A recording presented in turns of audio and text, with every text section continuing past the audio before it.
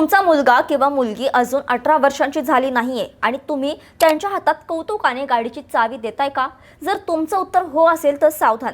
पालकांचा हा छोटासा लाड आता थेट तुरुंगाची हवा खाऊ घालू शकतो.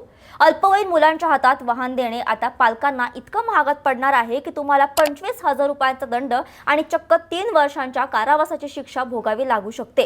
काय आहे हा नवा कडक नियम आणि पोलिसांनी पालकांना कोणता शेवटचा इशारा दिला आहे हे जाणून घेणार आहोत या बातमीच्या माध्यमातून. नमस्कार, मी मृदुला. आजकाल आपण पाहतो की शाळा किंवा कोचिंग क्लासेसला जाण्यासाठी अल्पवयीन मुलं मोठ्या प्रमाणात दुचाकी आणि कधी-कधी 4 चाकी वाहनांचा वापर करतात. पालघर जिल्ह्यातील सफाळा पोलीस ठाण्याच्या हद्दीत अशा घटनांचे प्रमाण वाढल्याने पोलिसांनी आता अत्यंत कठोर पावले उचलण्याचे संकेत दिले आहेत. 18 वर्षे पूर्ण नसताना मुलांच्या हाती वाहन देणे हा आता केवळ वाहतूक नियमांचा भंग नसून तो एक गंभीर गुन्हा मानला जाणार आहे. या गुन्ह्यासाठी केवळ दंड भरून तुमची सुटका होणार नाही, तर भारतीय न्याय संहिता, मोटार वाहन कायदा आणि किशोर न्याय कायदा अंतर्गत थेट पालकांवर गुन्हे दाखल केले जाणार आहेत. जर मुलाने 50 सीसी पेक्षा जास्त क्षमतेची गाडी चालवली तर पालकांना तात्काळ 25,000 रुपये दंड भरावा लागेल आणि त्यासोबतच 3 वर्षांपर्यंत सश्रम कारावासाची तरतूद करण्यात आली आहे.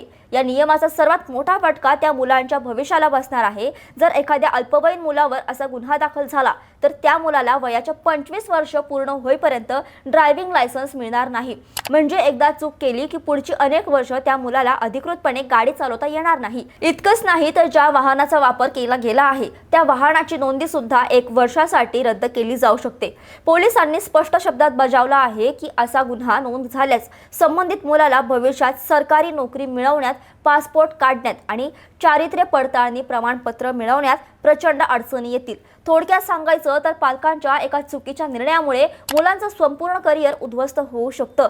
सुरक्षेच्या दृष्टीने आणखी एक महत्त्वाची बाब म्हणजे जर अशा अल्पवयीन मुलाने चालवलेल्या गाडीचा अपघात झाला तर विमा कंपनीकडून कोणताही क्लेम किंवा नुकसान भरपाई दिली जाणार नाही. सर्व खर्च पालकांना आपल्या खिशातून करावा लागेल. पोलिसांनी पालकांना कळकळीचे आवाहन केले आहे की मुलांच्या सुरक्षतेसाठी त्यांच्या ताब्यात इंधनावर चालणारी वाहने देऊ नका. त्याऐवजी सायकल किंवा ई-सायकल सारखे सुरक्षित पर्याय निवडा. शाळा आणि शैक्षणिक संस्थांनी सुद्धा विद्यार्थ्यांचे समुपदेशन करावे अशा सूचना देण्यात आल्या आहेत. जर तुम्हाला रस्त्यावर एखादा अल्पवयीन मुलगा बेदरकारपणे गाडी चालवताना दिसला तर तुम्ही तात्काळ 112 या हेल्पलाईन क्रमांकावर संपर्क साधू शकता. पालकांनो, आपल्या मुलांचं भविष्य आणि तुमचं स्वातंत्र्य धोक्यात टाकू नका. नियम पाळा आणि सुरक्षित राहा. अशाच महत्त्वाच्या व्हिडिओसाठी थोडक्यातला फॉलो आणि सबस्क्राईब करायला विसरू नका.